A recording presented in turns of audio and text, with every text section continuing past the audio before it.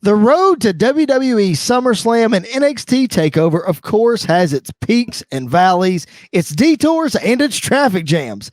Some of those things can be helped, some of them can't. But regardless, buckle your seatbelt up as we continue our coverage of everything leading up to the biggest party of the summer, and then some. It's time for this week's edition of the Pipe Bomb Wrestling Podcast. The bomb drops now.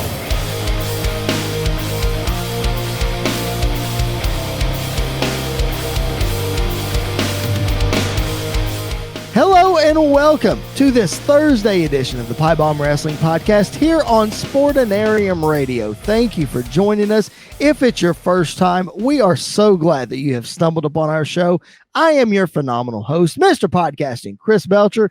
You can follow me at Chris Belcher24 on Twitter and on Instagram. The show is at PBW Podcast on all of the social media platforms. Again, if this is your first time listening to us, make sure you hit that subscribe button wherever you find your podcast and on our YouTube channel to get the video version. If you are listening to us on Sportinarium Radio, make sure you're checking out all of the other great shows on the radio station. Make sure you're following along on Twitter at SportinariumWW. A lot of great interaction there, stuff that you don't want to miss, updates on all the shows. Make sure you're following. Make sure you listen each and every day. We appreciate it. Again, I'm your host, Chris Belcher, and joining me is the indie darling himself. My tag team partner is my co-host, Mr. Andy York, host of The Shandy Show. Andy, what's going on, man? How are you? Not much, man. I'm glad to be here, and even though I didn't miss last week, the wrestling world just blew up again this week. So I think it's just a trend that we're going through right now. Maybe it is. That's why I said in the intro, man, buckle up, because we're going in all kinds of different directions, and it's really exciting to be able to do that. So again, make sure you're following us on social media. I'm at Chris Belcher24. Andy is at The Shandy Show, which we'll talk about a little bit later. Make sure you follow along. Make sure you interact. The show is at PBW Podcast.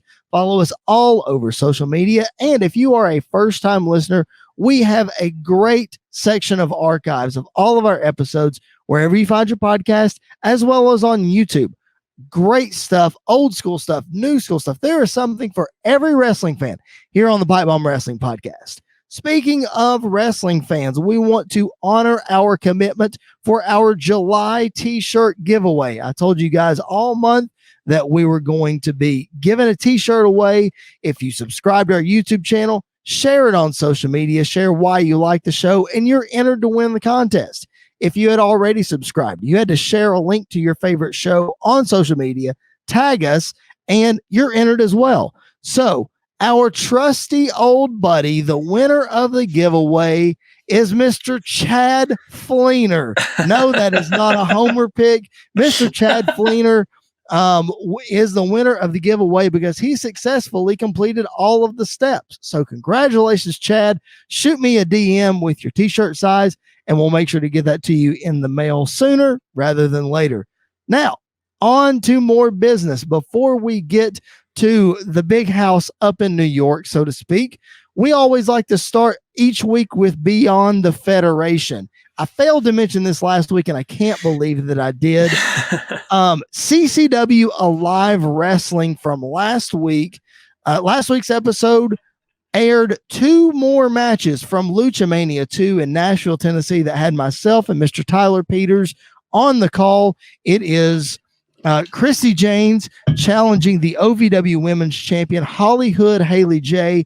My opinion, it was the best match of the night. Also, the main event is up.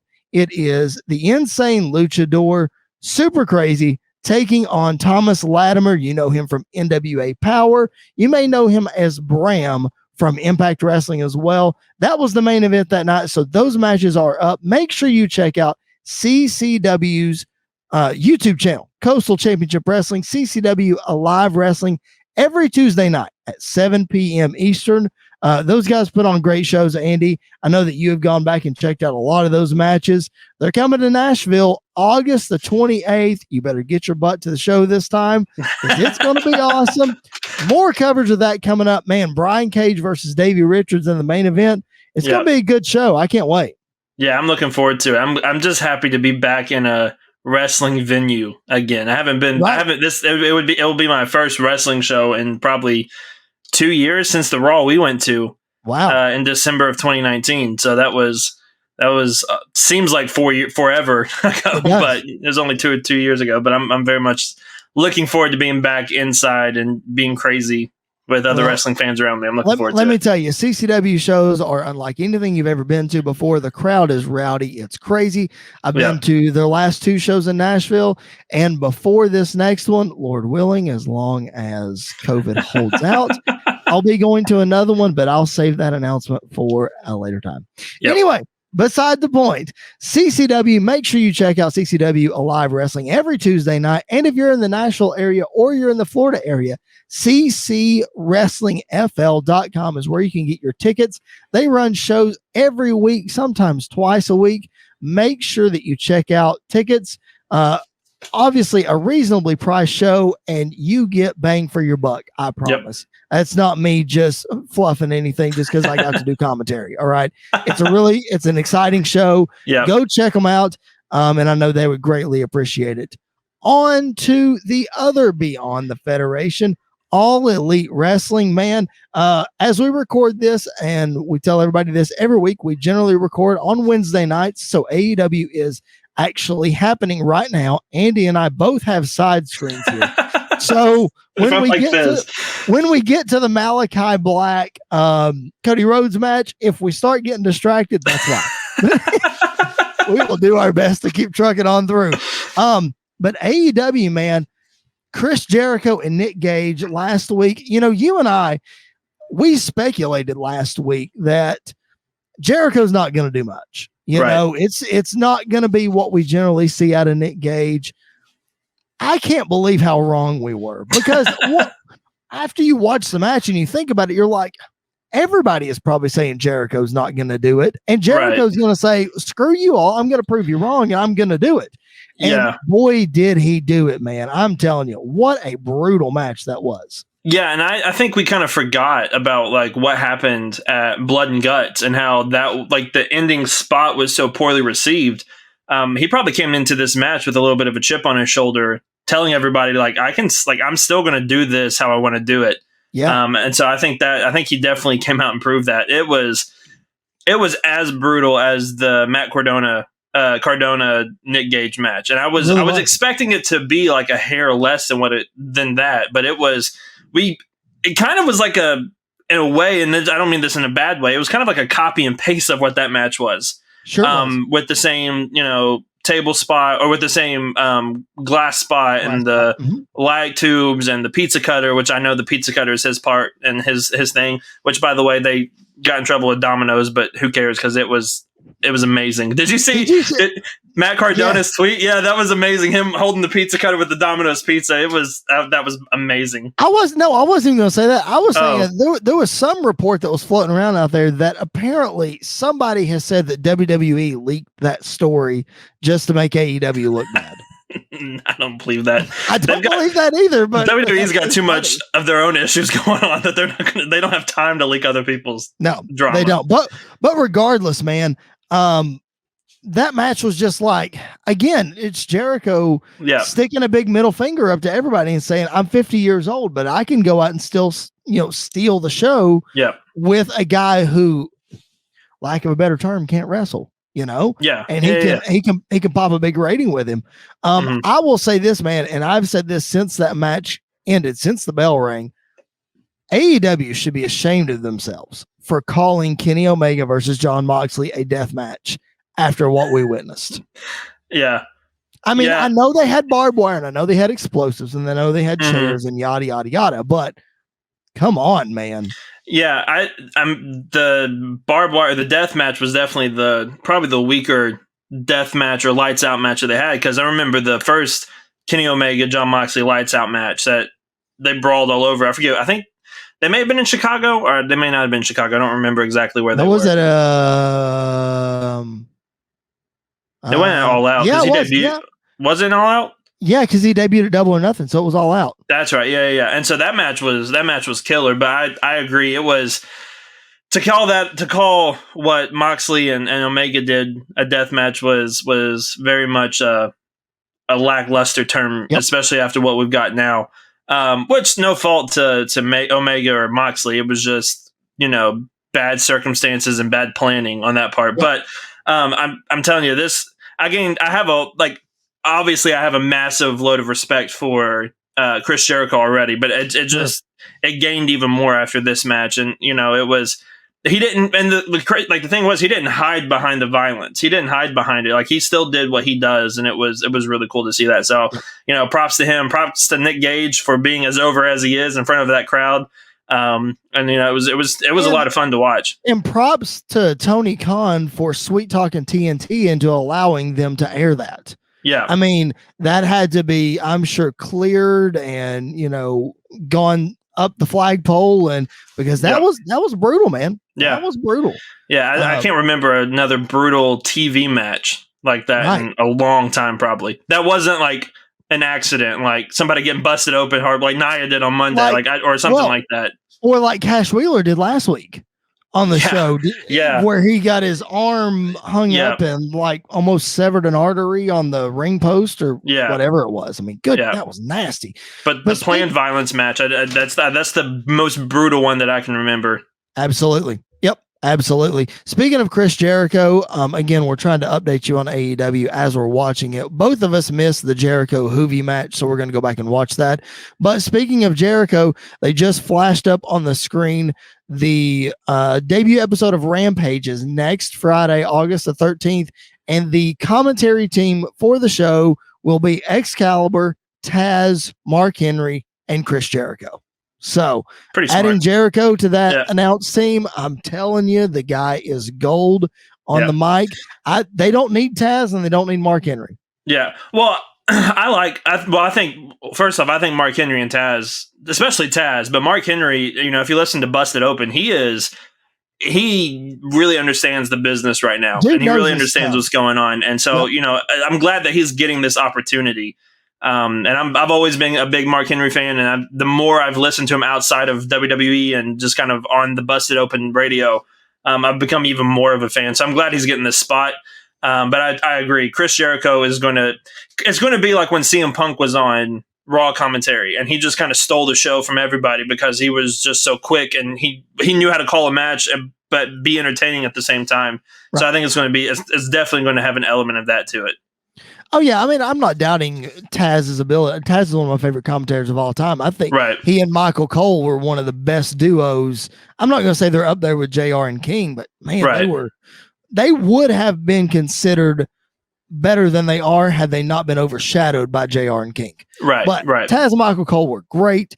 Mark Henry, like you said on Busted Open, is fantastic. The guy knows his stuff. So I'm not taking anything away from them. I'm just saying that Excalibur and Jericho don't necessarily need them to carry the show. Right. As we get ready, I'm sure for this Cody Rhodes and Malachi Black match, again, once the match ends, we'll give you the spoiler alert, the results here. But why? I read a rumor that Cody is going back to film the next season of his TV show that he was the judge on or whatever. Yeah.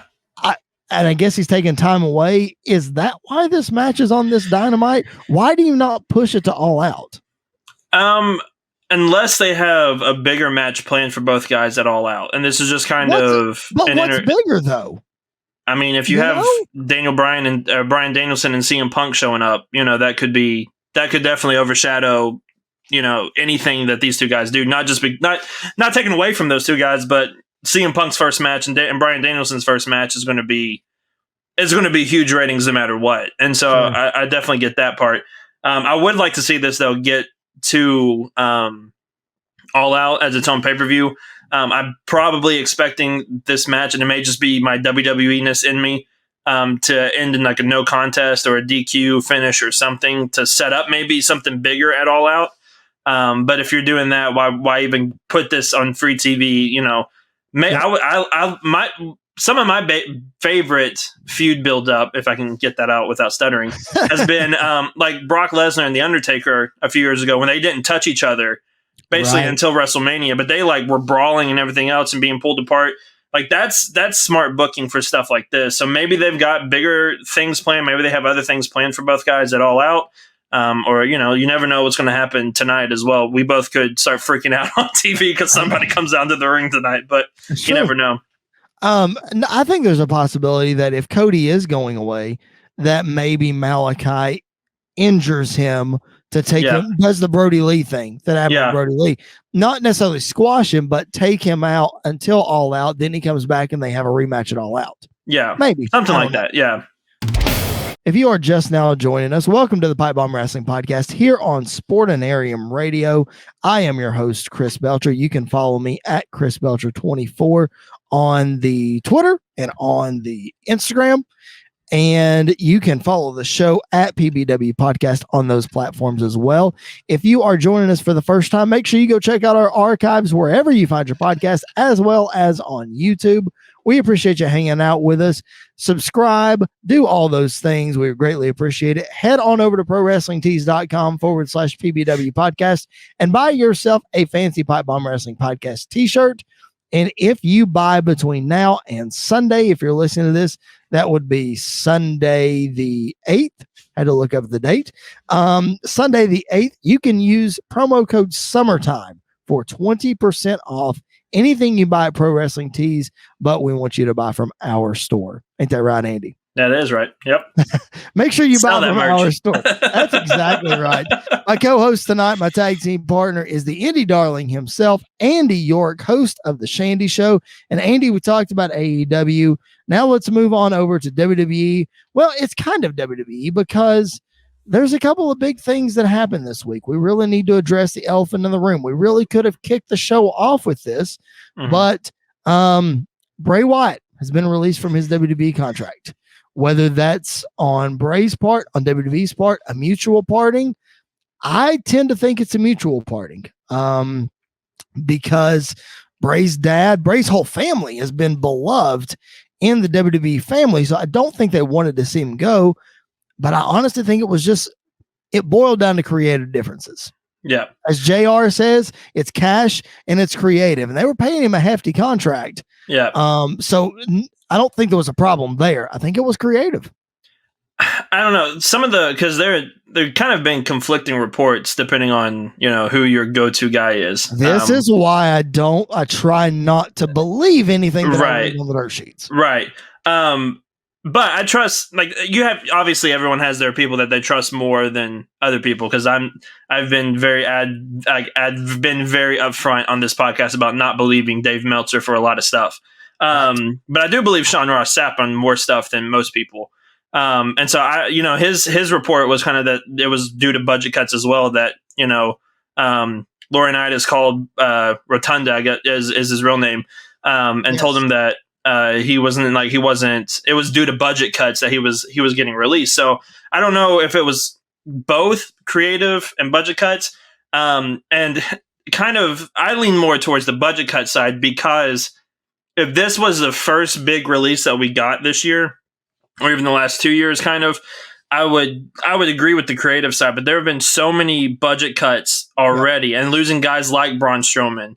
And losing some of these other bigger names. I mean, they got rid of Samoa Joe for a little while until they realized how dumb that was, and they brought him back and brought him to NXT. So, I don't know. I don't trust it. I don't trust that Bray Wyatt didn't want to be there because he had worked so hard on this, the Fiend character, and he had worked so hard with that, and he had worked time and time and again to get himself over. And it never seemed like the company fully got behind him. They got behind him a few times, but they never got behind him to the point where they trusted him enough to let go of the character as a whole and let him do his own thing in a lot of ways. Well, I think that narrative is just WWE as a whole. Because if you look at how successful the Matt Hardy character was in Impact, and then when they tried to bring it to WWE, it didn't hit for whatever reason, or they didn't explore it deep enough for whatever reason. Right. So I think that's just a shtick from WWE that they don't necessarily, and I'm not going to say just Vince because it's obviously more than just Vince. Right. But if they can't if they can't visualize it themselves, I don't think they're going to run with it. And I don't know. I think this proves even more, and I've heard a lot of people kind of say this. This proves that they're not in the business of making stars anymore, because nobody's going to be bigger than WWE. Right. Like, the brand is the biggest thing to them now, and so it doesn't matter what you do. Really, you're always going to be below the brand. And there are obviously exceptions to that rule. I mean, like guys like The Rock and John Cena and Stone Cold and Hogan and Flair and all them. But in today's modern world, like, these guys aren't, except for maybe Roman Reigns, but other than that, these guys aren't going to be bigger than the brand that is WWE. And they're not going to do that. And they're not going to let anybody do that. And so I think that is definitely going to cause conflict when it comes to creative, like being creative.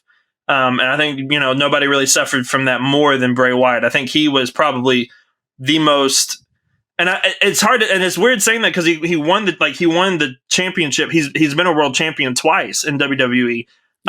But both runs, were still, one run was to get Randy Orton the belt basically, and then the other one, they didn't know what to do with the character. Like, the Fiend was too creative in some ways that they didn't know what to do with the character. So it was this one, this release probably hurts the most for me, because I've always been a massive Bray Wyatt fan. And I think the guy is just absolutely creative, and he is out there. And I honestly believe, probably not to the level, but I think he could have been this generation's Undertaker in a lot of ways. And they just never really got behind him, and it never really came through. So whatever he does next, whether it's wrestling or whether it's movies or whatever else, I think he's going to be absolutely successful in.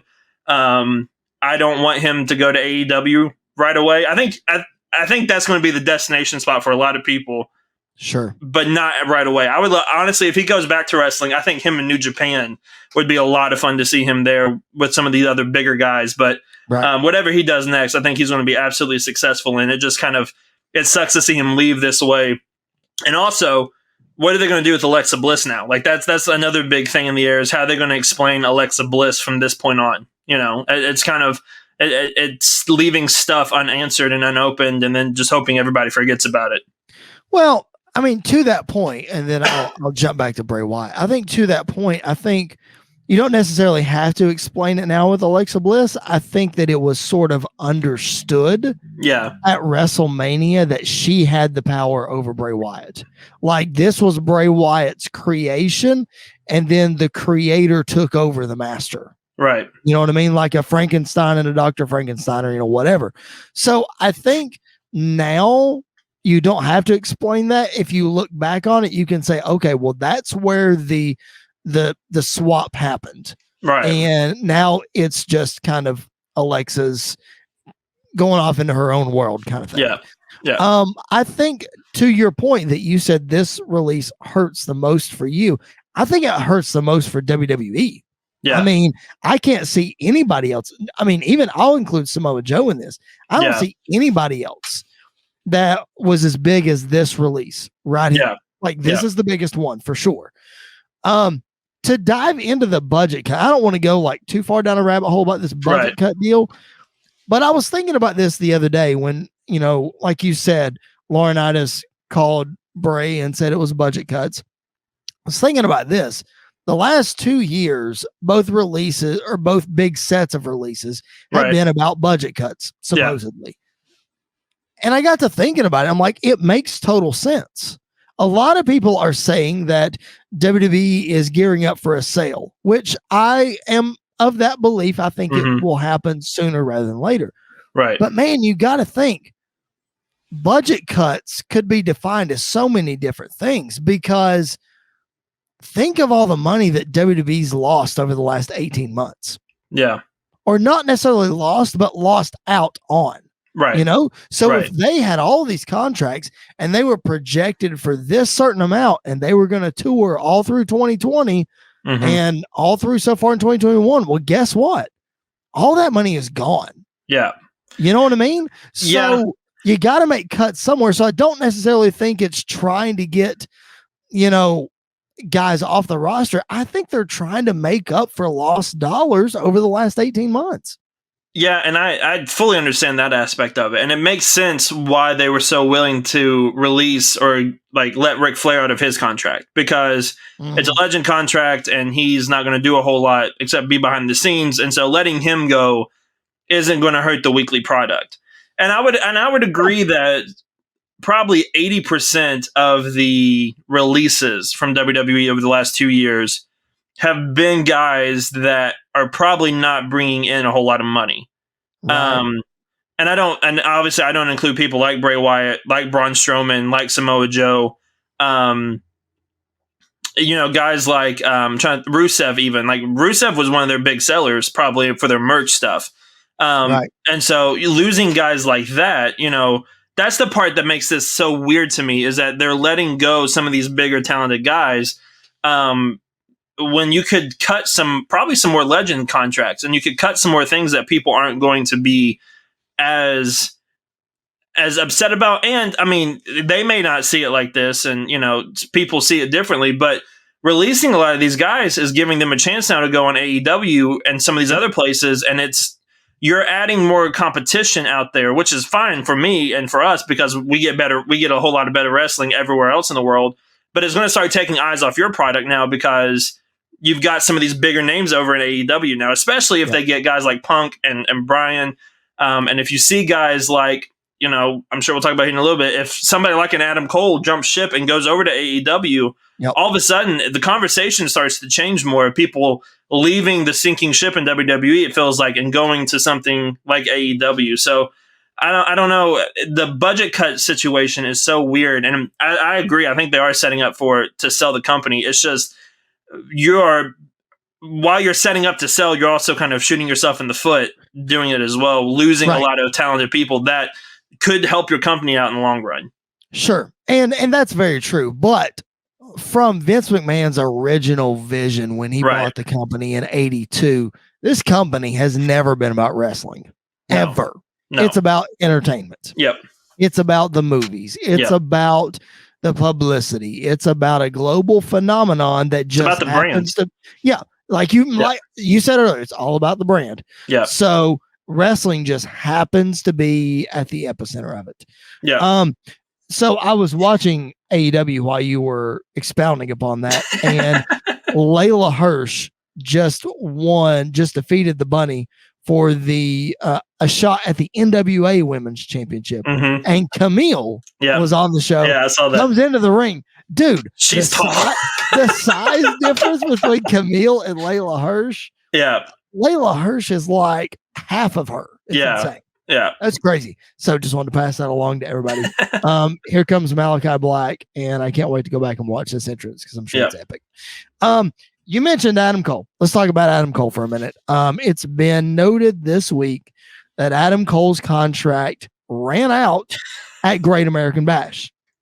And apparently that was an oversight on the part of one Canyon Seaman, who was basically head of talent relations in NXT. And they fired him over Adam Cole's contract, supposedly. Yeah, I saw that. Yeah. So Adam Cole has signed an extension through TakeOver, at least, if you believe what you're reading. Mm-hmm. So his contract is coming up. After TakeOver, he is free agent, like you said, unless he signs a new deal.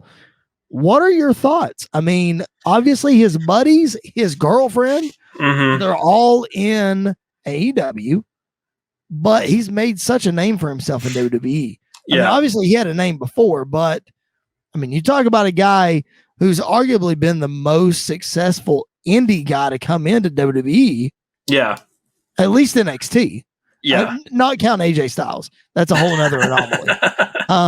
He didn't go to NXT either. Yeah. So that's exactly. Yeah. What are your thoughts on Cole in this whole situation? So I have how I would look at it if I'm in Adam Cole situation, and I don't know how obviously he will look at it because everyone's different. To me, I think one, he's a stand-up guy anyway for letting them give this extension to finish the story with Kyle O'Reilly, no matter what happens. Yep. And so that tells you a lot, because he also did, when he signed with NXT, he did the same thing with Ring of Honor to finish their story too. He signed an extension. WWE allowed him to sign the extension, and he he worked a couple extra dates with them to finish the story. So he's all about I actually the didn't know that. I didn't know that. That's really cool. So he's all about the storytelling aspect, which, you know, you can definitely tell in his feuds and his wrestling. You can tell that. To me, after what's happened the last couple of weeks, especially on the main roster, I don't know how much I would trust it if I was him. Because if somebody like Karrion Kross, which I'm sure we'll talk about a little bit later, is involved in 50-50 booking on Monday Night Raw as the NXT champion, somebody that Vince will definitely see as a short guy that cannot do some of this other stuff, it does not bode well for him in a lot of ways, in my opinion.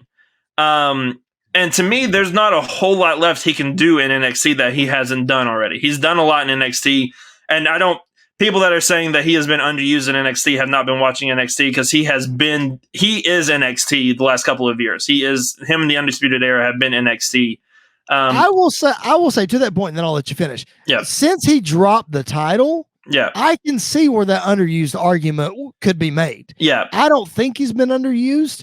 I think he was almost overused as champion, and they're trying to back him up a little bit and then slowly work him back in. Go ahead. Yeah. But I mean, to have all the accomplishments that he has, his entire NXT run, he has not been underused. He has been at the middle and the center of NXT.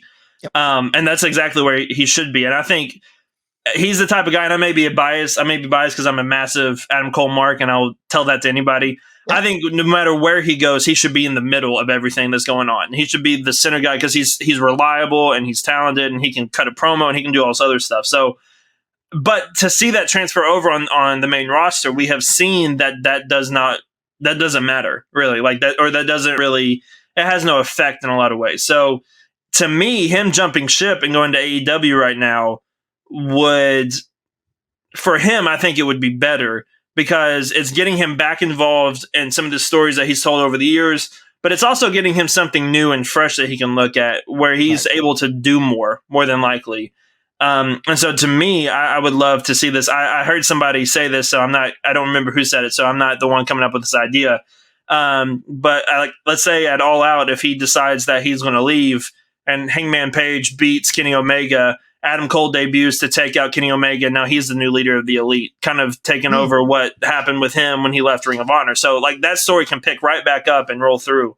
And so for me, I would love to see him kind of go back to AEW, or to go to AEW, because I just think that's a better spot for him than going up to the main roster. See, I disagree. and here are my reasons why I think he's going to stay, and then I'll tell you why I disagree. Okay. The reasons I think he's going to stay is because you're right. He has done everything in NXT. He has he's the face of that brand. There's no other way to put it. Like he is NXT, like you said. They're based in Orlando. He lives in Orlando. Mm-hmm. Okay. Britt Baker's business is run in Orlando. So they're home 6 out of 7 days. Yeah. Together. So a lot of people are saying, oh, well, he needs to be in AEW so he can be with Britt. They're together all the time. Yeah. They're together all the time. Yeah. What's one day? You know, why is that one day going to make or break it? I think we're talking about him being in the middle of everything. I think he's going to get lost in AEW. Now, hear me out. Yes, he has this history with the Bucks. They're his best friends. Mm-hmm. Kenny Omega, all those dudes, whatever. That's fine. But to me, this is one of the issues that I have with AEW. So maybe I'm not looking at this fairly, but I just feel like it's so convoluted as it is that yes, Adam Cole's going to stick out, but they said Rusev was going to stick out. Yeah. And they said that Shawn Spears was going to stick out. Yeah. And you look how long it took Rusev to stick out, and Shawn Spears is still nowhere to be found. Yes, he's in the Pinnacle, but you get what I mean. So Dustin Rhodes, now we see Malachi Black. Now we see Andrade. Okay. Mm-hmm. They look like they're doing some stuff with both of those guys, but they've got 4 shows. Let's say Adam Cole comes up and he's wrestling every week on Dark or Dark Elevation, and he has a small part on Dynamite. Well, you're just the casual fan that wants to see him is not going to go out of their way to watch another show. Right. So I just think he gets lost. Yeah. Now, here's the reason that I think that he's going to stay in WWE is all the guys that we just mentioned, the Samoa Joes, I mean, the Braun Strowmans, the Bray Wyatts, the Karrion Crosses. I'll even go as far as saying the Finn Balors, the Kevin Owens, the Shinsuke Nakamura, Keith Lee, all those Keith Lee, Sami Zayn, the list goes on and on and on. To me, this is my opinion. I'm going to flash my social media handle. Send your hate tweets back, Chris Belcher 24, because I will gladly welcome them.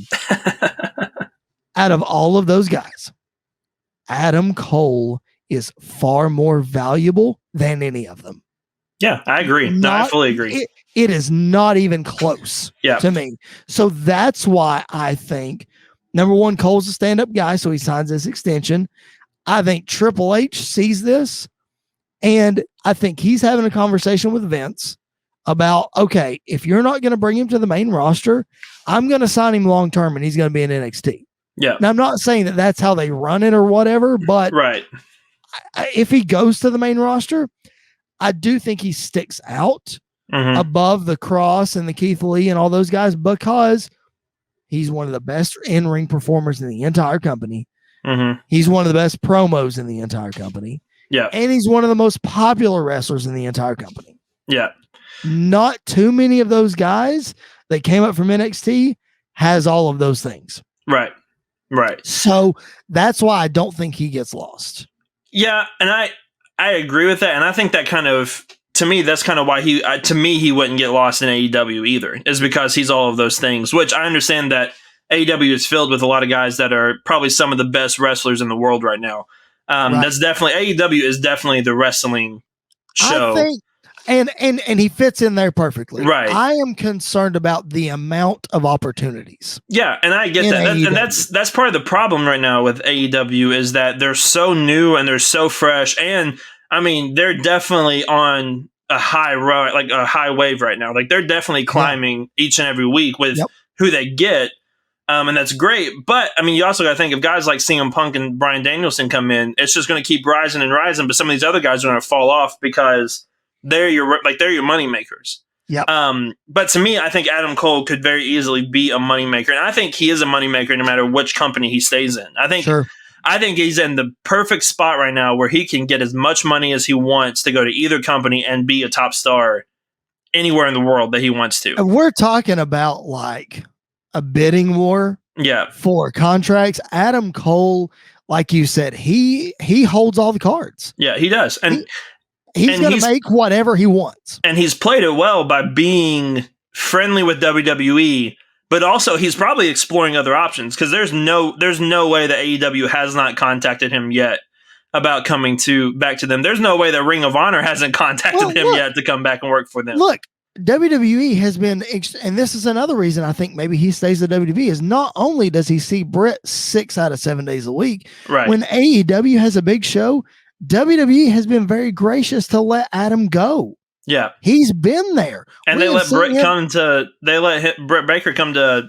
I forget which takeover it was, but she was sitting in the front row for the Johnny Gargano match in the steel cage thing or whatever. Yeah, 2 out of 3 falls with Gargano. Yeah. Yeah. So like they had this amicable relationship that I don't think is going to go anywhere. Yeah. So to me, maybe I'm just a WWE shill. I've been called that before and I'll accept that. Why rock the boat? Yeah. You've got a sweet deal. Why rock the boat? Yeah. That's just me. I agree. And I think, I don't really care where he goes because I'm going to watch him no matter where he goes in the world. And I think Malachi Black just absolutely murdered Cody Rhodes. What? Listen, what did I call not 10 minutes ago on this podcast? Yeah. What did I say? Yeah. Yep. And he's just walking away. Anyways, I got distracted. I think no matter where he goes, he's going to be a massive star, and he's going to be one of the top guys. I just think it's up to him, and it's his pick wherever he wants to go. And I think he's one of those guys that if he went to AEW, I think he would still have a great relationship with like a Triple H That if he ever wanted to come back to WWE, they would allow him back with open arms. Sure. And so I think that's definitely true. But this is what's so fun about wrestling right now is like they can go anywhere, and it's going to be fun no matter where they go. A lot of these wrestlers, and so it's a lot of fun to just kind of sit back and watch wrestling again, and watch both brands and both shows kind of fight it out. It's a lot of fun to watch. Yep, I completely agree. All right, we are running way late on time here, but honestly, Andy, I feel like those discussions about Bray and that stuff had to be had. You know, it's at the forefront of the news this week. Really something we need to talk about. You and I are both big Adam Cole fans. Mm-hmm. And I'm like you. Honestly, I want him to stay in WWE because that's where I prefer. Mm-hmm. But I'm not going to be mad if he goes to AEW. I'm going to watch it if he goes to AEW. And that's probably part of the reason why I'm so like I would be fine with him going to AEW is because I first started watching him when he was in Ring of Honor and like in New Japan and with the Bullet Club and everything. So that's when I really first got exposed to Adam Cole. And then obviously in NXT, it's kind of gone up from there. So like I said, no matter where he goes, he is going to be a top star. He should be a top star. He should be one of their best workers. And it's going to be, like I said, it's going to be a lot of fun to see wherever he goes. Cody is currently cutting a promo on AEW. And there's still what's being said. 5 minutes left. So 5 minutes to go. Something could happen. Who knows what's going to happen? All right. Let's transition over to full-blown WWE. Again, we've gone pretty lengthy here. So let's just hit a couple of things. Obviously, the big thing from Friday Night SmackDown this week is the return of the boss, Sasha Banks. What an incredible return it was. Yep. And can I just say that I've been vocal on this podcast? WWE needs to call me because I had this idea a long time ago. Sasha Bianca SummerSlam, it has to happen, and daggum if they didn't do it. Yep. They just need to call me, I'm telling you. But regardless, it was great to see Sasha back. I'm fine with the way that they had her turn on Bianca, but it was just really cool. She got a great pop, and I knew what was going to happen while watching it, but it was amazing to see the crowd reactions like they didn't know what was going to happen. Yeah, it's Sasha Banks. She's going to turn on everybody at some point. That's just who she is. And so, I love it. I love that they're, going back to this feud. It's probably going to be one of the better matches on SummerSlam. Well, I don't know about that. SummerSlam is very stacked this year. It is. It's become very stacked very quickly, which I'm a big fan of. I think it will be one of the best. I mean, I think we called it at WrestleMania. We're like, okay, these two are going to wrestle again. Yeah. Put them on at SummerSlam, whatever. But I think those two girls won an ESPY for WWE Moment of the Year. And I'm not saying it's going to be the best match on the card, but they got a good shot at it. Yeah. And so I'm a big Bianca fan, but I'm also a big Sasha fan. And so this is one of those situations where it's not a lose-lose, but whoever loses is still going to look like $1 million, and whoever wins is just going to be elevated even more. So it's going to be a lot of fun to see that one. Yep, I agree. Let's move over. Anything else from Friday Night SmackDown really jump out to you before we move to Monday Night Raw? I know that was kind of the big thing, but anything else really jump out to you? It looks like we're getting Balor and Corbin again at SummerSlam. We are getting Balor and Corbin at SummerSlam. No, we're getting it on SmackDown. Are we? Okay, good. That's happening Friday. Yeah. Okay, good. I hope they have something good for Finn for SummerSlam. Oh, I mean, they've kind of booked themselves into a corner with Roman and Cena. I don't think they're going to make it a triple threat. Why would they? But Balor's got to have something at this point, right? Yeah, it's got to be something different and big. Maybe Bray Wyatt comes back and we finally get that Sister Abigail match. Maybe his release was all a ruse. Maybe. I hope Bray Wyatt's first interview outside WWE with like Chris Jericho or something, they ask about what was going to happen that night. Because I've always wanted to know what's going to happen that night. Oh, for sure. Yeah, me too. All right, Monday Night Raw, man. We see Lashley and Goldberg made official WWE Championship at SummerSlam. I know that we've been vocal on this podcast about Goldberg and how we're kind of, I don't want to say over it, but I am. I'm okay with it. Okay. Andy's over it. What in your mind? Because I'm going to ask you because you're the one that's totally over it. I'm okay with it because it's Goldberg and I've just accepted it's going to happen. Right. What would make you excited about not just this feud with Lashley, but a Goldberg feud in general, like right now? What could they do that you'd be like, okay, yeah, let's go. I'm good. Let's go. I think anything Goldberg does that doesn't involve a championship would be fine. I think him coming back and not fighting for a championship would be fine. What he did with Dolph Ziggler a couple years ago, I absolutely loved. It was fun. It was exactly what it should have been. It made Goldberg look like a massive deal. Like well, he already is a massive deal, but it just amped him up even more. So, something that doesn't involve a world title would make me excited about that. And it would make me excited about Goldberg, and so I know it's not that I hate Goldberg. I understand why Goldberg is so prominent and so important. It's just he doesn't need to be involved in the title picture. He's kind of bigger than the title now, and so whoever fights him gets elevated even more. So I don't really care about this match. I mean, Monday Night Raw made it a little more exciting, but other than that, it's whatever at this point. Goldberg can come in and wrestle and go away. Yes, I just smiled because apparently Cody Rhodes just cut this passionate promo on Dynamite, and Malachi came back out and is now beating him up again. Yep. So again, called that. It's recorded. Anyway, you mentioned Nia Jax getting busted open earlier. Let me go back to Goldberg for a second because I made a good point in my notes and I want to make sure to bring it out. I know that you're talking about the title shot and having Goldberg do something outside of the title. I get that. That's great. He can elevate guys. But a lot of people, especially online, have been very vocal about how Goldberg doesn't deserve a championship match just by walking in. You know what I mean? Yeah. And I understand that to an extent. But what would happen if The Rock or Sting or Austin walked in and confronted the champion and said, I'm getting a shot at your title? Yeah. Who's going to say no to that? Yeah, and I get that aspect of it. I think the problem is that they've done that just too much over the last couple of years of Goldberg just showing back up and saying, hey, I'm going to fight for the title now, out of nowhere.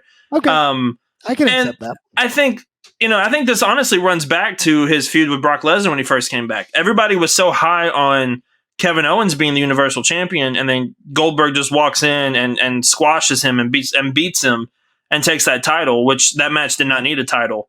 And so I think that kind of stems back to there of anytime Goldberg gets a championship match now, it's almost guaranteed that he's more than likely going to win that title. And that's just not what a lot of people want to see, including myself. And so I think that's kind of the bigger issue. If The Rock came back, we haven't seen The Rock fight for a championship in a long time. And that would be awesome to see that. If Stone Cold came back, I think it would be even better because we haven't seen him even longer wrestle. So I think that would be different. I think it's just, even though they haven't done it, they've done it two times, basically it seems like 2 times a year almost. And so I think it's just oversaturation of it. Now people are getting fed up with it. Gotcha. I'm with you. I understand that. It's just, I don't know whether people like to do it or not. You have to lump Goldberg in that category. Yeah, because absolutely. I mean, at the height of WCW, he was right there. Yeah. So one more thing that I want to point out on Monday Night Raw, then I'll give you the floor for a second to see what else you've got before we sort of wrap up here. This is an honest question that I have for you. I'm not trying to poke fun or make light of any kind of situation of anybody's booking or anything. Maybe there's an injury, maybe not. I don't know. But I would like to know who or what made creative decide that it was finally time to bring back Ricochet and give him a bit of a spotlight. I mean, and again, I'm not making fun. I'm just like, the last 2 months, his stuff with John Morrison was fantastic, or they wouldn't have done it 4 weeks in a row. Right. And now he's come out and got involved in the Sheamus stuff and tag match and yada, yada, whatever. It's like it's out of nowhere. Yeah. It seems like, I don't know, because they tend to do this every once in a while. It seems like somebody just saw him in catering and was like, oh, yeah, you work here. Why don't you come out here and wrestle? And then it takes off. Right. Because they did that with Buddy Murphy a few times, and they've done it with, it seems like they do that with Shinsuke every once in a while. Yeah, that's true. And so I don't know if it's just he is definitely lost in the shuffle. I would personally, if I could fantasy book, I would love for him to go back to NXT and be in the cruiserweight division and fight for that cruiserweight title, and then like move his way back up through the ranks that way. I think that would be great for him. It seems like we're more than likely going to get a tag team with him and Damian Priest, especially after all the photos they've taken and saying, what would you name this tag team? And then normally they end up being a tag team afterwards. So I don't know. It's probably where they're heading with that, but I'm just happy he's back on TV. I'm happy he's wrestling. It's just, you're right. It's definitely random and out of the blue. Anything else from Monday Night Raw that you want to throw out? I know you mentioned Kross and Keith Lee earlier. Yeah, don't let them wrestle anymore. Just keep them away from each other. It doesn't. To me, it does no good for either guy. They're going to wrestle. They're going to wrestle one more time. Yeah, I could see them wrestling 2 more times, and it's 50. It's 25, 25, 25, 25 at this point.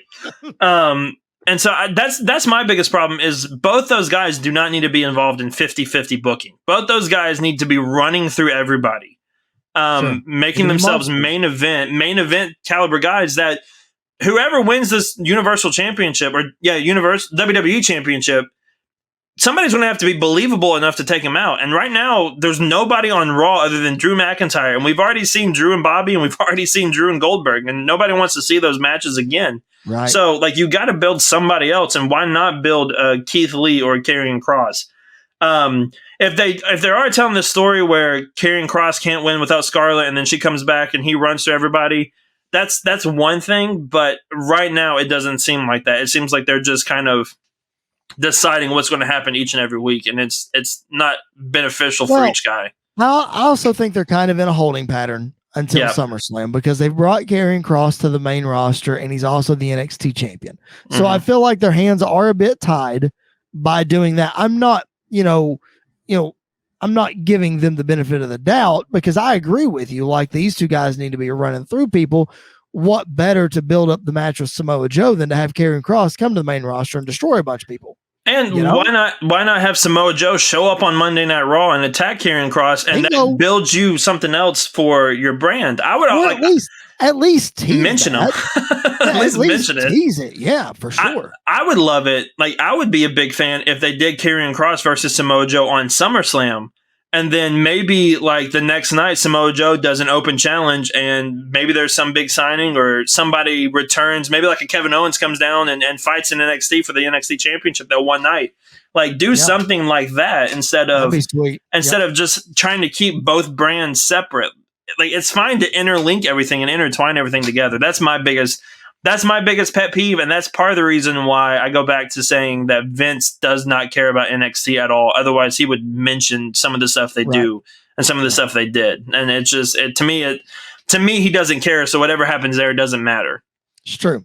Speaking of NXT, what stood out to you from this past Tuesday's episode? I know we had some breakout tournament matches. I know we had a lover or lose her match, which is very old school. I know that. Yep.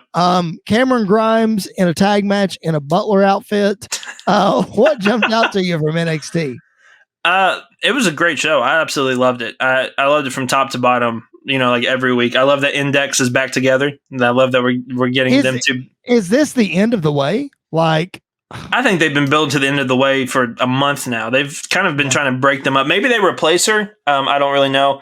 I am very excited for Dakota Kai and Raquel Gonzalez. I think that's going to be a lot of fun to see that. Pretty good. Yep. Even though what's going on in the main roster, I'm excited to see Samoa Joe and Karrion Kross. That promo was pretty good on NXT, and I think it's going to go well for them. Earlier you talked about how SummerSlam's a stack card, which we're going to get to in a couple of weeks. But look at the NXT Takeover stack card. Yeah. And you got Joe and Kross. You got Raquel and Dakota Kai. Mm-hmm. You've got O'Reilly and Cole. You got Walter and Dragunov. I mean, and they only have 5 matches. Well, guess what? There's 4 of them. Yep. I mean, come on. So that whole weekend's going to be a lot of fun. And I hope, like you said, I hope we get a live crowd for both of them. Yep. And I hope that we're able to get that takeover atmosphere that's been missing for a year and a half now. And I think it definitely adds to it. So, but like I said, NXT is amazing every week and I absolutely love it. So I'm glad that they're doing well. Yeah, hopefully we can enjoy that week to the fullest of extents. For all of your coverage for that weekend, make sure you check out at PBW Podcast. Follow us on Facebook, Twitter, and Instagram. Follow me at Chris Belcher24. Follow Andy at The Shandy Show. I'm trying to spit all that out. Before we sign off, man, high spots and turd sandwiches, the highs and the lows in the world of professional wrestling this week. I will kick us off. Okay. I am going to go. My turd sandwich of the week has been the booking of the participants in the Raw Women's Championship Triple Threat match. I don't like what they're doing with having Nikki and Charlotte continually wrestle, basically leaving Rhea Ripley out of it. She doesn't feel as important. Yes, she beat Nia or whatever, but I just don't like the way that in championship matches leading up to big pay-per-views. You mentioned Taker and Brock earlier, and that wasn't even a championship match, but you're like, I can't wait to the pay-per-view to see these guys get in the ring and go at it. Well, right. We're already seeing it with these three ladies. So why is this match important? Yeah. It doesn't feel important at all. It doesn't. It really doesn't. And then my high spot of the week is going to be, honestly, the crowd reaction for John Cena on SmackDown. Like, they didn't boo him. There was no Cena sucks. Yeah. He got a huge pop. There's mad respect for John Cena, especially when he signed the contract. And then the fans chanting for him. Now, whether that was piped in or not, I don't know. But just the way that everybody is receiving John Cena right now, man, I love it. I really do. I think it's awesome. It's much deserved. And, the product feels very special, especially SmackDown right now with him being on there. And it definitely adds a level to it for sure. I totally agree. All right. High spots and turd sandwiches. What you got? My turd sandwich, I guess I'll have two. One that's get away with that. That's fine. I know. One that's not really like it's wrestling related, but not in wrestling. I think the release of Bray Wyatt definitely has to be a turd sandwich. I think it sucks for everybody involved and for us as the fans. Hopefully he comes back in some capacity. So that's that. And then two, Eva Marie is just ridiculously terrible on Raw, and I can't stand. It's not even Alexa Bliss. Like what Alexa Bliss is doing is fine. It's Eva Marie. I get this gimmick that they're doing with her, but I don't want to see her wrestle. I don't ever want to see her wrestle. Like let Doudrop wrestle and let her be a manager, and that's fine with me. But she just this is what makes it hurt so mad is like you have somebody like Eva Marie in the company that you're keeping, but you're letting go guys like Bray Wyatt and Braun Strowman, and it doesn't make sense. I know she's a pretty face, but pretty faces don't get you anywhere anymore in pro wrestling. And so like it's part of it. I think she would be successful leading a group like the Robert Stone brand. Yeah. Like you could be the Eva Marie brand. Yeah. And whatever. But or even what Paige did a few years ago with Asuka and Kairi Singh. Like something like that. But yeah. I agree. And then my high spot of the week is actually from Raw as well. I love what they're doing with Reggie in the 24/7 championship. I think he's been a lot of fun. His entrance is amazing. He is amazing. Like he's acrobatic as all get out, and it makes the title more fun to me. So I'm a big fan of what they're doing with him on Raw right now, and I think he's a lot of fun. And I love the Twitter beef. I don't know if you saw it. I love the Twitter beef between him and Sin Cara over the entrance. That was funny. So. Yeah, that was very funny. Yeah, I'm very much a fan of them giving a spotlight to that championship, making it feel important because it certainly didn't feel important. I'm not going to say it wasn't important the 30-something times that R-Truth had it, but I do wish that they would have given R-Truth like actual matches, like more actual matches with the title because he's a good performer. The only other time that I remember the 24/7 championship being this much fun was with R-Truth and Drake Maverick. And like the wedding stuff and all that. That was hilarious. That was so much fun. But other than that, it's definitely gone downhill until now. So I'm very glad they're doing something with it. All right. As we wrap it up, Andy, tell everybody what's coming up on the Shandy Show this coming Friday. Yeah. So this weekend, we are actually going to be reviewing the Suicide Squad movie that comes out actually tomorrow. I'm seeing it tomorrow night. And then we're talking about it on Friday. So John Cena is in that. So if you're a wrestling fan, come check us out. We'll talk about John Cena's performance and other stuff in it. It's going to be a lot of fun. It's one of the most anticipated comic book movies this year. So I'm very much looking forward to finally going back to the theater and watching it and enjoying it. So we're going to talk about that, as well as some other Marvel news and some other things like Scarlett Johansson suing Disney and Disney going back after her. And there's this whole feud going on there. So it's a lot of fun to talk about that. So we're going to dive into a lot of stuff this weekend. That's awesome. So follow them at The Shandy Show on all the social media platforms. You can find their show everywhere you find the Pipe Bomb Wrestling podcast. But make sure you tune into them on Friday. It's a great show. Make sure you tune into us every Monday and every Thursday, wherever you find your podcast, on YouTube, and especially here on Sportinarium Radio. Thank them, Tom and Dave and those guys, for their support. We appreciate it very much. Love the partnership that we have with them. Got some good things in the works. Hopefully we'll be able to announce that coming up next week. Got some good things in the works with those guys. Follow them at Sportinarium WW on Twitter. Some great interactions going on there. You can follow me at Chris Belcher 24. The show is at PBW Podcast. Make sure that you follow us, subscribe, leave us a review, all of those things. And make sure you head over to ProWrestlingTees.com/PBW podcast. Use that promo code summertime between now and Sunday the 8th. Yes, that's right. Between now and Sunday the 8th, use summertime as your promo code. 20% off all of your Pipe Bomb Wrestling podcast merchandise. Andy, my friend, it's always a pleasure to have you on. Appreciate your thoughts and appreciate you hanging out. Yeah, man. One more thing before we go. I love Chicago. Chicago fans are absolutely the best, and I loved every second of it. So thank you, Chicago, for all your fun. I went to Survivor Series a couple years there in Chicago, and the crowd atmosphere is completely different than in Nashville. So it's a lot of fun. I love it. I love being a part of the rowdiness. A Chicago crowd is an anomaly, that's for sure. So Raw was definitely intense. Yeah. Same can be said for Rampage in a couple of weeks, and then All Out following that. Yeah. Dynamite there as well. I think aren't they doing all three in Chicago? Yeah, all three are going to be in Chicago. Yeah, that's what I thought. So it'll be fun. We will have all of the coverage for you for SummerSlam, for NXT, for All Out, and everything in between. You can find it here on the Pipe Bomb Wrestling Podcast. I'm your host, Chris Belcher. Once again, thank you for checking out our show, and we will catch you guys. Not see you guys, catch you guys. All of the things. It's late, y'all. It's time to hit the stop button on this show. We'll catch you guys down the road.